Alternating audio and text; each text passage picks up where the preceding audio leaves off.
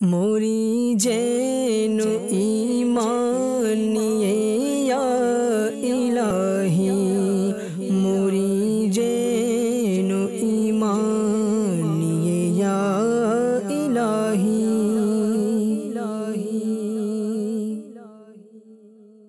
আলহামদুলিল্লাহি রাব্বিল আলামিন ওয়াসসালাতু ওয়াসসালামু আলা সাইয়্যিদিল মুরসালিন আম্মা বা'দ ফাআউযু বিল্লাহি মিনাশ শাইতানির রাজীম বিসমিল্লাহির রহমানির রহিম আসসালাতু ওয়াসসালামু আলাইকা ইয়া রাসূলাল্লাহ আসসালাতু ওয়াসসালামু আলাইকা ইয়া হাবিবাল্লাহ আসসালাতু ওয়াসসালামু আলাইকা ইয়া নবিয়াল্লাহ ওয়া আলা আলিকা ওয়া আসহাবিকা ইয়া নূরাল্লাহ। নাওয়াইতু সুন্নাতাল ইতিকাফ। নবী কুল সুলতান সরদারে দো জাহান সাল্লাল্লাহু আলাইহি ওয়াসাল্লাম ইরশাদ করেন, কিয়ামতের দিন মানুষের মধ্যে আমার নিকটতম ব্যক্তি সেই হবে যে দুনিয়ায় আমার উপর বেশি পরিমাণে দুরূদ শরীফ পড়েছে। না, আমাদের মধ্যে কারা কিয়ামতের দিন প্রিয় নবীর নিকটবর্তী হতে চাই? চাই নাকি চাই না? তো বেশি বেশি করে দুরূদ শরীফ পড়ার অভ্যস্ত হই। আসুন একবার দুরূদ শরীফ পাঠ করি। সাল্লু আলাল হাবিব সাল্লাল্লাহু তাআলা আলা মুহাম্মদ সাল্লাল্লাহু তাআলা আলাইহি ওয়া আলিহি ওয়াসাল্লাম। প্রিয় প্রিয় ইসলামী ভাইরা, আল্লাহ তাআলার অসংখ্য নিয়ামত আমাদের রয়েছে। আর এই অসংখ্য নিয়ামতের মধ্যে একটি নিয়ামত হচ্ছে পিতামাতা, যে নিয়ামতের তুলনা অন্য কারোর সাথে করা যাবে না। যেভাবে একটা সন্তানের জন্য পিতামাতা অনেক বড় নিয়ামত, ঠিক সেভাবেই পিতামাতার জন্য সন্তান অনেক বড় একটি নিয়ামত। আর এর জন্যই পূর্বেকার বুজুর্গানি দিন, পূর্বেকার আম্বিয়া কেরাম আলাইহিমুসসালাতু ওয়াসসালাম আল্লাহ তাআলার কাছে বিশেষ করে দোয়া করতেন, হে আল্লাহ তাআলা আমাদেরকে নেককার সন্তান দান করো, সন্তান দাও, নেককার সন্তান। হযরতে সাইয়্যিদুনা জাকারিয়া আলা নবিয়িনা ওয়া আলাইহিস সালাতু ওয়াসসালাম আল্লাহ তাআলার কাছে এভাবে প্রার্থনা করতেন, হে আমার প্রতিপালক, আমাকে তোমার নিকট থেকে প্রদান করো, দান করো পবিত্র সন্তান, নিশ্চয় তুমি প্রার্থনা শ্রবণকারী। তো জাকারিয়া আলাইহিস সালাম, ইব্রাহিম আলাইহিস সালাম, অন্যান্য আরো অসংখ্য আম্বিয়া কেরাম আলাইহিমুস সালাতু ওয়াসসালাম আছেন যারা আল্লাহ তাআলার কাছে দোয়া করতেন সন্তানের জন্য। আর নেককার সন্তান, কারণ নেককার সন্তান পৃথিবীতেও কাজে আসে, মৃত্যুর পরেও কাজে আসে। আমাদেরকে উচিত, আমাদের মধ্যে অনেকেই পিতামাতা আছেন, পরে পিতামাতা পরবর্তীতে হবেন, পিতা হবেন, আমাদের উচিত এই জ্ঞান রাখা, এই শিক্ষা রাখা যে কিভাবে নিজের সন্তানদেরকে শিক্ষা দিতে হয়। ইসলাম হচ্ছে পূর্ণাঙ্গ একটা জীবন ব্যবস্থা। এমন কোনো বিষয় নাই যেখানে ইসলাম আলোচনা করে নাই। প্রত্যেক বিষয়ে প্রত্যেক মানুষকে ইসলাম শিক্ষা দিয়েছে যে তুমি কিভাবে চলবে, কিভাবে নিজের জীবনকে পরিচালনা করবে। এখন ইসলাম এটাও শিক্ষা দিয়েছে একটা পিতা এবং মাকে যে তুমি কিভাবে নিজের সন্তানকে শিক্ষা দিবে। তাই আমাদের বুজুর্গানি দিন নিজের সন্তানদেরকে খুব ভালোভাবে শিক্ষা দিতেন, আর অনেক হিকমতের সাথে দিতেন। যেমন একটি ঘটনা শ্রবণ করুন। হযরতে সাইয়্যিদুনা সাহেল বিন আব্দুল্লাহ তুস্তারি রাহমাতুল্লাহি তাআলা আলাইহি অনেক বড় আল্লাহর ওলি ছিলেন, কিন্তু আল্লাহর ওলি হবার পিছনের ঘটনা কি তিনি নিজেই বলেন, আমি 3 বছরের ছিলাম, মাত্র 3 বছর। রাতে আমার চোখ খুলে গেল, আমি দেখলাম আমার মামা হযরত মুহাম্মদ বিন সাওয়ার রাহমাতুল্লাহি তাআলা আলাইহি নামাজ আদায় করছেন। তো আমি তার নিকটে গেলাম। তিনি আমাকে দেখে জিজ্ঞাসা করলেন, হে সাহেল, তুমি কি ওই আল্লাহ তাআলাকে স্মরণ করো না যিনি তোমাকে সৃষ্টি করেছেন? তা আমি জিজ্ঞাসা করলাম, হে আমার মামা, যিনি আমাকে সৃষ্টি করেছেন তাকে আমি কিভাবে স্মরণ করব? 3 বছরের ছেলে কি বা বুঝে, তাকে আমি কিভাবে স্মরণ করব? তো বললেন, ঠিক আছে, আমি তোমাকে কিছু বাক্য শিখিয়ে দিচ্ছি। তুমি যখন নিদ্রা যাবে, ঘুমাতে যাবে, তখন শুধু এই 3টি বাক্য বলবে আর তোমার স্মরণ হয়ে যাবে। আচ্ছা, কিভাবে? বললেন, তুমি এভাবে বলবে, আল্লাহু মাই, আল্লাহু নাজিরুন ইলাইয়া ওয়া আল্লাহু শাহিদি।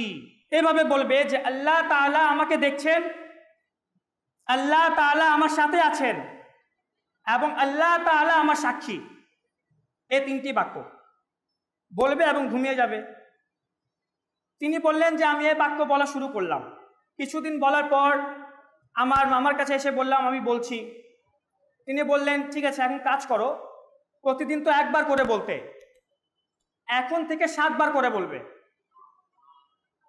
তা আমি এভাবে করে সপ্তাহখানিক বললাম। তারপর আমার মামা আমাকে ডেকে বলল এখন থেকে 11 বার করে বলবে। কতবার? 11 বার একই শব্দ, আল্লাহু মাই, আল্লাহ তাআলা আমার সাথে আছেন, আল্লাহু নাজিরুন ইলাইয়া, আল্লাহ তাআলা আমাকে দেখছেন, ওয়া আল্লাহু শাহিদি, এবং আল্লাহ তাআলা আমার সাক্ষী। এই 3টি বাক্য বলবে। তিনি বলতে লাগলেন। তো তিনি নিজে বলেন, হযরত আব্দুল্লাহ বিন তুস্তারি রাহমাতুল্লাহ আলাইহি, যে কিছুদিন পর আমি এর স্বাদ অনুভব করলাম, এ বাক্যর স্বাদ আমি অনুভব করলাম। এভাবে দিন অতিবাহিত হতে লাগলো। তো দীর্ঘদিন যাবৎ আমি এটা বলতেছিলাম, বছর খানিক হয়ে গেল।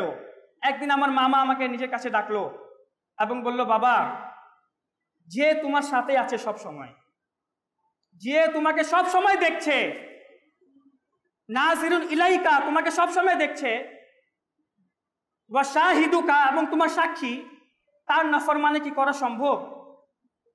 যে তোমার সাথে আছে? বলে না মামা, তা তো সম্ভব না। তো তিনি বললেন তাহলে আজ থেকে তার কখনো নাফরমানি করিও না এবং তার কোনো গুনাহ করিও না। হযরত আব্দুল্লাহ বিন তুসরি রাহমাতুল্লাহ আলাইহি বলেন যে আমি এরপর থেকেই আমি বুঝে আসলো যে কেন আমার মামা আমার থেকে এটা বলাইলো। আর আমি এই জিনিসটা উপলব্ধি করতে পারছি যে আসলে যে আমার সাথে আছে, যে আমাকে দেখছে, আমার সাক্ষী, আমি তারই নাফরমানি করবো, তা কিভাবে সম্ভব? যে তিনি নিজে বলেন যে আমি তারপর মক্তবে গেলাম, 7 বছরের মধ্যে কোরআনে পাকের হাফিজ হয়ে গেলাম। তারপর আলহামদুলিল্লাহ আজ্জা ওয়া জাল, আমার অবস্থা এমন হইল, আমার অন্তরের জগৎ এমনভাবে পাল্টিয়ে গেল যে আমি প্রতিদিন রোজা রাখতাম, কিন্তু আমার দুর্বলতা অনুভব হতো না। প্রতিদিন রোজা রাখতাম, বয়স মাত্র 10 থেকে 12 হইল মাত্র, আর রোজা প্রতিদিন। 12 বছর বয়সে আমি জবের রুটি খেয়ে থাকতাম, শুধু রুটি খাইতাম, আর কিছু খাইতাম না। পরবর্তীতে আমি আমার জীবনযাপনের এরূপ ব্যবস্থা করলাম যে আমার জন্য 1 দিরহামের জব শরীফ ক্রয় করে নিতাম এবং সেগুলোকে পিষে রুটি তৈরি করে নিতাম। আমি প্রতি রাতে সেহরির সময় 1 আউকিয়া, আউকিয়া আরবি শব্দ, অর্থাৎ প্রায় 70 গ্রাম জবের রুটি খেয়ে নিতাম। আর যাতে কোনো লবণ থাকতো না, না কোনো স্বাদ থাকতো, কোনো টেস্ট ছিল না, আমি খেয়ে নিতাম। আর এভাবে সময় অতিবাহিত করতে লাগলাম। এরপর আমি যা করলাম, আমি নিয়াত করলাম যে আল্লাহ তাআলার সন্তুষ্টির জন্য 3 দিন পর্যন্ত কোনো খাবারই খাবো না, উপবাস থাকবো আমি।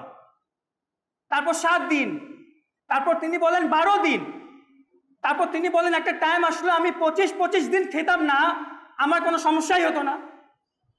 আর সারা রাত জেগে আমি ইবাদত করতাম, পুরা বছর রোজা রাখতাম, সারা রাত জেগে ইবাদত করতাম। আর 25 দিন পর্যন্ত আমি না খেয়ে থাকতাম। আল্লাহ তাআলার পক্ষ থেকে এমন রুহানিয়ত পেয়ে গিয়েছিলাম যে শুধু আল্লাহ তাআলার ইবাদত করতেই ইচ্ছা করত। আর এভাবে করে তিনি আল্লাহ তাআলার কত বড় গস কুতুব হয়ে গেলেন, কুতুবের মর্যাদা পেয়ে গেলেন, হযরত আব্দুল্লাহ বিন তুসরি রাহমাতুল্লাহ আলাইহি। এখন আমার প্রিয় ইসলামী ভাইরা, এই হযরত আব্দুল্লাহ বিন তুসরি রাহমাতুল্লাহ আলাইহি এত বড় আল্লাহর ওলি হইলেন। আমরা যদি 1 ওয়াক্ত না খাই আমাদের অবস্থা কেমন কঠিন হয়ে যায়। তিনি 25 দিন না খেয়ে থাকতেন। এরকম দয়া করুণা আল্লাহর নেক বান্দাদের উপর হয়ে থাকে। তারা কম খেতেন, কম ঘুমাইতেন এবং কম কথা বলতেন। তারা কাজে বিশ্বাসী ছিলেন, কথায় নয়।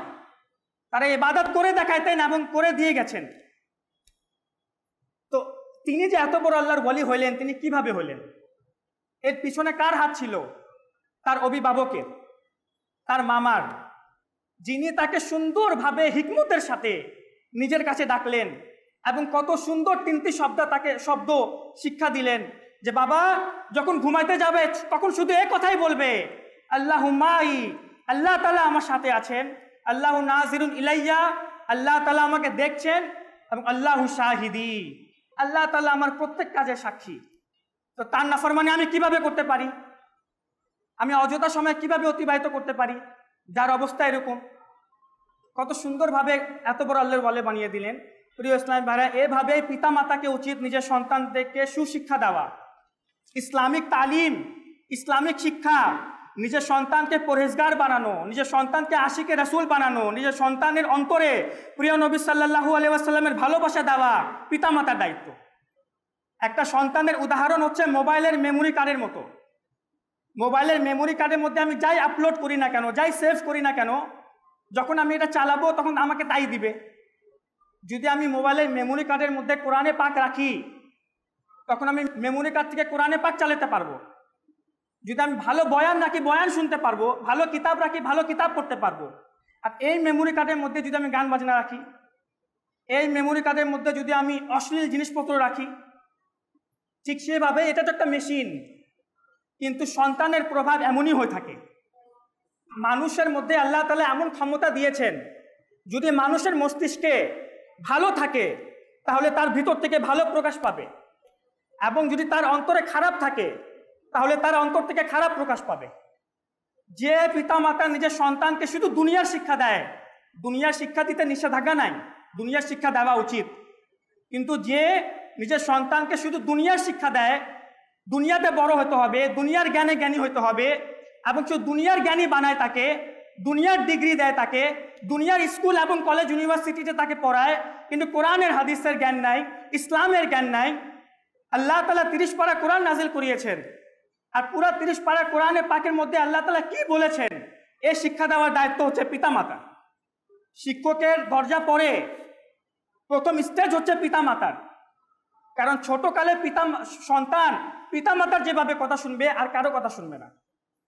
আর এই সন্তানের প্রাপ্ত বয়স, যখন সন্তানের একদম শুরুর দিকের বয়স যেগুলা হয়, প্রাথমিক বয়সগুলা, তখন সন্তানকে যা শিক্ষা দেওয়া হয় ওটা তার অন্তরে গেঁথে যায়, আর তাই বড় হয়ে প্রকাশ পায়। তাই যখন নেককার সন্তানের ব্যাপারে আম্বিয়া কেরাম আলাইহিমুস সালাতু ওয়াস সালাম কেন দোয়া করেছিল, তারা জানতো সন্তান যদি নেককার হয়, বড় হয়ে আমার আদব করবে। ছোটবেলাতে সবাই আদব করে, বড় হওয়ার পর আসল পরীক্ষা সন্তানের জন্য, যে কোন সন্তান পিতামাতার আদব করে, কোন সন্তান পিতামাতার কথায় লাব্বাইক বলে, হে পিতামাতা আমি হাজির উপস্থিত, কোন পিতামাতা সন্তানের সব কথা মেনে চলে। এই সবগুলা নির্দেশ দেওয়ার দায়িত্ব এবং তাকে শিক্ষা দেওয়ার দায়িত্ব পিতামাতা। আল্লাহ তাআলা কোরআনে পাকের মধ্যে একটি সূরা নাজিল করেছে, যে সূরার মধ্যে আল্লাহ তাআলা শিক্ষা দিয়েছে আমাদেরকে যে হে বান্দারা, যখন নিজের সন্তানদেরকে শিক্ষা দিবা তখন কিভাবে দিবা। হযরতে লুকমান হাকিম রহমাতুল্লাহ তাআলা আলাইহি, তিনির নাম আমরা অনেকেই শুনেছি। আল্লাহ তাআলা লুকমান হাকিমের নামে একটি সূরা, লুকমান হাকিমের নামে, এবং আল্লাহ তাআলা এনাকে অনেক জ্ঞান এবং হিকমত দান করেছিলেন। আল্লাহ তাআলা লুকমান হাকিম রহমাতুল্লাহ তাআলা আলাইহির অন্য কোনো কথা বয়ান করেন নাই, কিন্তু একটি বিশেষ কথা তিনি কোরআনে পাকের মধ্যে অ্যাজ ইট ইজ বয়ান করেছেন। লুকমান হাকিমের একটা সন্তান ছিল, পুত্র সন্তান। আল্লাহ তাআলার নির্দেশে তিনি লুকমান হাকিম রহমাতুল্লাহ তাআলা আলাইহি নিজের সন্তানকে শিক্ষা দেন। এখন লুকমান হাকিম নিজের সন্তানকে যা বলেন ওটা আল্লাহ তাআলাকে এত প্রিয় লেগেছে, এত ভালো লেগেছে, আল্লাহ তাআলা উনার কথা বরাবর কোরআনে পাকে বলে দিয়েছে। আর কোরআনে পাকের মধ্যে কোনো কথা আসা কোনো সামান্য বিষয় না। এই কোরআন কিন্তু কিয়ামত পর্যন্ত থাকবে, আর সে মুআল্লাতে লেখা এই কোরআনে পাক। আল্লাহ তাআলা লুকমান হাকিমের কথা কোরআনে পাকে লিখে দিয়েছেন। তো এখন লুকমান হাকিম নিজের সন্তানকে এমন কি বলেছেন যে আল্লাহ তাআলা পছন্দ করে নিয়েছে, শুনি আমরা। সূরা লুকমান আল্লাহ তাআলা ইরশাদ করেন, এবং স্মরণ করো হে আমার বান্দারা, যখন লুকমান নিজের সন্তানকে বলল এবং তাকে উপদেশ দিচ্ছিল। কি উপদেশ? ইয়া বুনাইয়া লা তুশরিক বিল্লাহ ইন্নাশ শিরকা লাযুলমুন আযীম। হে আমার পুত্র সন্তান, ইয়া বুনাইয়া, মনে রেখো আল্লাহ তাআলার সাথে কখনো শিরিক করো না, আল্লাহ তাআলার সাথে কখনো শরীক কাউকে করিও না। ইন্নাশ শিরকা লাযুলমুন আযীম, নিশ্চয় শিরিক হচ্ছে অনেক বড় চরম পর্যায়ের জুলুম। আল্লাহু আকবার। সন্তান ছোট ছিল, আর ছোট সন্তানকে প্রথমে যা শিক্ষা দিলেন লুকমান হাকিম আকীদা বিষয়ে, আল্লাহ তাআলা সংক্রান্ত কেমন আকীদা রাখতে হবে, ইসলাম সম্পর্কে কেমন আকীদা রাখতে হবে, এই বিষয়ে শিক্ষা দিচ্ছেন নিজের সন্তানকে। বাবা, আল্লাহ তাআলার সাথে শিরিক করো না, মুফাসসিরিনে কেরাম বয়ান করেন যে এখানে আল্লাহ তাআলা শিরিকের কথা বলেছে, কিন্তু এখানে উদ্দেশ্য হচ্ছে পুরো আকীদা। প্রথম যে জিনিস শিক্ষা দিলেন তা হচ্ছে আকীদা বিষয়ে।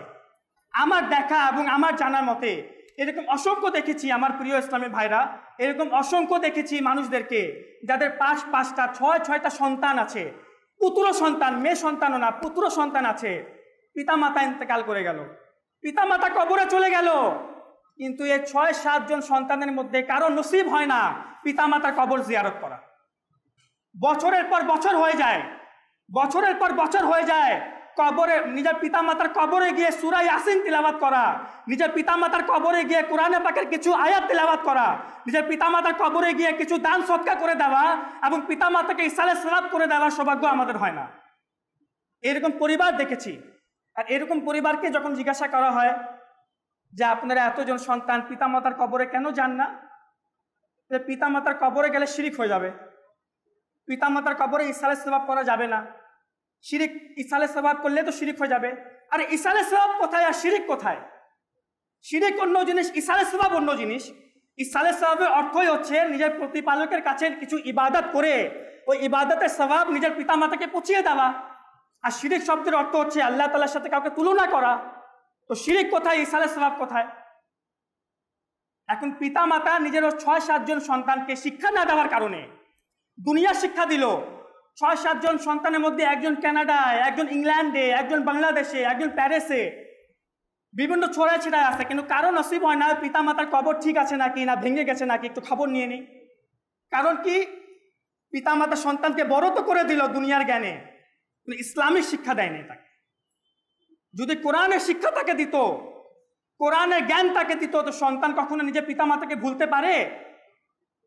খারাপ সংস্পর্শে থাকার কারণে, বদ আকীদা মানুষের সংস্পর্শে থাকার কারণে আকীদা নষ্ট হয়ে যায়। কেন? পিতামাতা শিক্ষা দেয় নাই। আর যখন পিতামাতা শিক্ষা দেয় নাই, পিতামাতা কবর থেকে চলে গেল, অন্য কেউ বাইরে থেকে এসে ভুল আকীদা বুঝিয়ে দিল, ভুল কনসেপ্ট বুঝাই দিল। এখন পিতামাতা তো কবরে একা, পিতামাতা চিন্তা করছে আমার সন্তান আমার জন্য ইসালে সওয়াব করবে, তো আমার কবরের শাস্তি কিছু কমবে। কিন্তু না, এর সুযোগ তো হয় না। প্রিয় ইসলামেরা, সন্তানদের শিক্ষা দেওয়ার মূল ক্রেডিট যে পড়ে তা পিতামাতার উপর পড়ে। আগে চলুন। ইয়া বুনাইয়া ইন্নাহা ইন তাকু মিসকাল হাববাতিন মিন খারদালিন ফাতাকুন ফি সখরাতিন আও ফিস সামাওয়াতি আও ফিল আরদ ইয়াতি বিহাল্লাহ ইন্নাল্লাহা লাতীফুন খাবীর। কত সুন্দরভাবে শিক্ষা দিচ্ছে। এখানেও শিক্ষা আছে যে সন্তান, পিতা যখন সন্তানকে বুঝাবে, কিভাবে বুঝাবে? আদর্শের সাথে, মহব্বতের সাথে। হে আমার সন্তান, ইয়া বুনাইয়া, যদি তুমি কোনো এমন আমল করে থাকো যা সরিষার তেলের মতো ছোট হয়, বা সরিষার দানার মতো ছোট, সরিষার দানার মতো ছোট যদি কোনো আমল করে থাকো, যদিও বা তা পাহাড়ে হয় বা আসমানে কোনো জায়গায় অথবা জমিনে, তুমি দুনিয়ার আসমানের, জমিনের, পাহাড় পর্বতের যে স্থানে যে আমলই করো না কেন, আল্লাহ তাআলা সে আমল নিয়ে আসবে। আল্লাহ তাআলা সে আমল কিয়ামতের দিন প্রকাশ করে দিবে। তুমি গুনাহ করো, হে আমার সন্তান তুমি গুনাহ করো। কিভাবে শিক্ষা দিচ্ছে নিজের সন্তানকে, ছোট সন্তানকে? দুনিয়ার জ্ঞান না, দুনিয়ার জ্ঞান তো পরে দিবে, এখানে দুনিয়ার জ্ঞানও শিক্ষা দিয়েছে পরবর্তীতে। তিনি বলেন, হে আমার সন্তান তুমি ছোট আমল করো, বড় আমল করো, ছোট গুনাহ করো বা বড় গুনাহ করো, আল্লাহ তাআলা কিয়ামতের দিন সব প্রকাশ করে দিবে। আল্লাহ তাআলা থেকে ভয় করবে। যখন কোনো আমল করবে চিন্তা করবে আল্লাহ তাআলা দেখছেন, এই আমল লেখা হবে, কিয়ামতের দিন নিয়ে আসবে। প্রথমে শিরকের অর্থাৎ আকীদা বিষয় শিক্ষা দিল, তারপর আমলের শিক্ষা দিল, এরপর শিক্ষা দিল ইয়া বুনাইয়া আকিমিস সালাহ, হে আমার সন্তান নামাজ পড়বা, নামাজ পড়তে থেকো, নামাজ কখনো কাজা করিও না। ওয়া'মুর বিল মারুফ, এবং ভালো কাজের নির্দেশ দিবে। ওয়ানহা আনিল মুনকার, আর যখন, হে আমার সন্তান, যখন দেখবে কেউ খারাপ কোনো কাজ করছে তাকে নিষেধ করবে। যখন পিতাই নিজের সন্তানকে এই শিক্ষা দিয়ে দিল যে বাবা যখন কাউকে প্রতারণা করতে দেখবে তাকে থামিয়ে দিবে, কেউ যদি সুদ ঘুষ খায়, সুদ ঘুষ নিজেও খাবে না, অপরকে চেষ্টা করবে থামিয়ে দেওয়ার জন্য, কখনো মিথ্যা বলবে না, কখনো গীবত করবে না। আজ আমরা আমাদের সন্তানদেরকে কি শিক্ষা দেই? আজ আমরা আমাদের সন্তানদেরকে শিক্ষা দেই বাবা দুনিয়ার জ্ঞানে বড় হতে হবে, বাবা দুনিয়াতে চলার জন্য অনেক কিছু করতে হবে, মারপিট করতে হবে, অন্যের লোকমা নিজের লোকমা বানাইতে হবে, অন্যের 10 টাকা নিজের কাছে আনতে হবে। বাবা প্রতারণা করা শিখো, বাবা চালাক হও, বাবা অনেক চালাক হতে হবে। তুমি অনেক বোকা, যে তোমাকে একবার মারবে তুমি তাকে 2 বার মারবা, যে তোমাকে একটা কথা বলবে তুমি তাকে 2 বার কথা শোনাবা। এভাবে আমরা শিক্ষা দিচ্ছি। আর এই সন্তান যখন বড় হয় তখন পিতা মাতাকেই চিনে না, কারণ তার অন্তর কালো হয়ে গিয়েছে গুনাহ করতে করতে, প্রতারণা করতে করতে, সুদ ঘুষ খেতে খেতে। এখন এই পিতা যখন বৃদ্ধ হয়ে যায়, কাজ করতে পারে না, রিটায়ার হয়ে যায়, তখন আর এই সন্তান দুনিয়ার ভালোবাসায় একদম মতোয়ারা হয়ে যায়, তখন এই পিতা মাতার কথা ভাল লাগে না। এই পিতা মাতার কথায় কি বক বক করছে আমার পিতা, হ্যাঁ এটা কোনো কথা? পিতা মাতার সাথে থাকলে সমীচীন মনে হয়, যে একে বৈধ আশ্রমে লেখে আসলে ভালো হয়। পিতা মাতা অনেক বেশি কথা বলে, পিতা মাতার কথা বিরক্ত লাগে। তখন বাস্তব আজ হচ্ছে এগুলো, সন্তানকে পিতা মাতার কথা ভালো লাগছে না, যে পিতা মাতা সন্তানকে বড় করেছে। আল্লাহ তাআলা কোরআনে পাকের মধ্যে ইরশাদ করেন, রব্বির হামহুমা কামা রব্বায়ানি সগীরা। আল্লাহ তাআলা সন্তানকে শিক্ষা দিচ্ছেন কোরআনের মধ্যে, হে সন্তান যখন দোয়া করবে তো পিতা মাতার জন্য এইভাবে দোয়া করবে, হে আমার প্রতিপালক, আমার পিতা মাতা যেভাবে আমার উপর দয়া করেছিল, আমার পিতা মাতা যেভাবে আমাকে লালন পালন করেছিল, তুমিও সেভাবে তাদের উপর দয়া করো। কত সুন্দর একটি দোয়া আল্লাহ তাআলা কোরআনে পাকে শিক্ষা দিচ্ছে। আচ্ছা, যদি শুধু রব্বির হামহুমা বলার প্রয়োজন হতো তখন অর্থ কি হতো? তখন অর্থ হয়তো, হে আমার প্রতিপালক আমার পিতা মাতার উপর দয়া করো, বাস, শুধু এতটুকু। কিন্তু আল্লাহ তাআলা শিক্ষা দিচ্ছেন এতটুকু না, রব্বির হামহুমা আমার পিতা মাতার উপর দয়া করো, এতটুকু বলে শেষ নয় বান্দা, এরপর তোমরা বলো কামা রব্বায়ানি সগীরা, হে আল্লাহ তাআলা সেভাবে দয়া করো যেভাবে আমি শৈশবে তারা আমার উপর দয়া করেছিল, আমার উপর লালন পালন করেছিল। এই আয়াতের মধ্যে সম্পূর্ণ সমুদ্র আছে একটা সন্তানের জন্য। যখন একটা সন্তান এই আয়াতকে বুঝে পিতা মাতার জন্য দোয়া করার নিয়ত যখন হাত উঠাবে, আর যখন বলবে হে আল্লাহ আমার পিতা মাতা শৈশবে যেভাবে আমার উপর দয়া করেছিল তুমিও তাদের উপর দয়া করো, তখন তার মস্তিষ্কে এ কথা আসবে, তার হৃদয়ে এ অনুভূতি জাগ্রত হবে, হায় হায় হায় আমার পিতা মাতা কত কষ্ট করেছিল, আমি যেখানে সেখানে প্রস্রাব পায়খানা করে দিতাম তারা মুছে দিত, তারা পরিষ্কার করে দিত, আমি যখন তখন কান্নাকাটা শুরু করে দিতাম আমার পিতা মাতা উঠে আমার লালন পালন করতো, আমাকে চুপ করাতো, আমি যাই বিরক্ত করতাম না কেন আমার পিতা মাতা হেসে হেসে সব নিয়ে নিত, আমি যতই খরচা করানোর চেষ্টা করতাম না কেন আমার পিতা মাতা সব সহ্য করে নিত, সব আমার জন্য বিলিয়ে দিত, নিজের সম্পূর্ণ জীবন আমার জন্য বিলিয়ে দিল আমার পিতা মাতা। হে আল্লাহ, হে আল্লাহ আমার পিতা মাতা আমার জন্য এত কষ্ট করেছে, হে আল্লাহ তুমিও আমার পিতা মাতার উপর দয়া করে দাও। যখন একটা সন্তান এভাবে করে চিন্তা করবে, নিজের পিতা মাতার জন্য দোয়া করবে, তখন সে সন্তান, আপনারা বলুন, সে সন্তান পিতা মাতার সাথে বেয়াদবি করতে পারে? যার এ অনুভূতি থাকবে সে পিতা মাতাকে কি ভুলে যেতে পারে? তার জীবনে সন্তান হোক স্ত্রী হোক যে আসুক না কেন সে পিতা মাতাকে ভুলতে পারে না। তো যে কোরআন সন্তানকে এরকম শিক্ষা দিচ্ছে, আমরা আমাদের সন্তানকে এরকম শিক্ষা কতবার দিয়েছি? ওই কোরআনের শিক্ষা কতবার দিয়েছি যে কোরআন সন্তানকে ভালো বানাচ্ছে আমাদের জন্য? আমরা পিতা মাতা হয়ে নিজের সন্তানদের কত শিক্ষা দিলাম এরকম? যদি আজ আমি আমার সন্তানকে আদববান বানাই, তাকওয়াদার বানাই, পরেজগার বানাই, নামাজি বানাই, এই সন্তান বড় হয়ে আমাকে আদব করবে, আমার কথা মেনে চলবে। এবং শুধু দুনিয়াতে নয়, আমরা মনে করি শুধু দুনিয়া, না না না না, মৃত্যুর পরেও এই নেককার সন্তান পিতামাতার জন্য নিয়ামত হয়। এরকম অসংখ্য হাদিসে মোবারকা রয়েছে। তাফসিরে কাবীরের মধ্যে বিসমিল্লাহির রহমানির রহিমের তাফসির করতে গিয়ে ইমাম ফখরুদ্দিন রাজি বলেন যে একবার হযরত ঈসা আলা নবিয়িনা ওয়া আলাইহিস সালাতু ওয়াস সালাম একটি কবরের পাশ দিয়ে অতিক্রম করলেন, তো দেখলেন ওই কবরের মধ্যে আযাব হচ্ছে, ফারাআ মালাইকাতুল আযাব ওয়া ইউআযিবুনা মাইতা, সে কবরের উপর আযাব হচ্ছে, শাস্তি হচ্ছে, কঠোর শাস্তি। তিনি চলে গেলেন।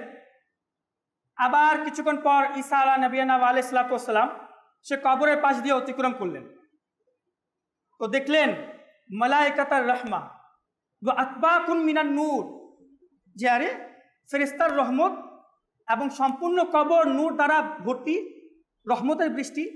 কিছুক্ষণ আগে আযাব হচ্ছিল আর এখন আবার বৃষ্টি হচ্ছে রহমতের, নূর আর নূর। এর কারণ কি? তিনি আল্লাহ তাআলার কাছে দোয়া করলেন, নবী ছিলেন, হে আল্লাহ আমাকে এর রহস্য সম্পর্কে বলো, এর কারণ কি? এভাবে কিছুক্ষণ আগে আযাব আর এখন তার উপর রহমত। তো আল্লাহ তাআলা ইরশাদ করলেন, হে ঈসা,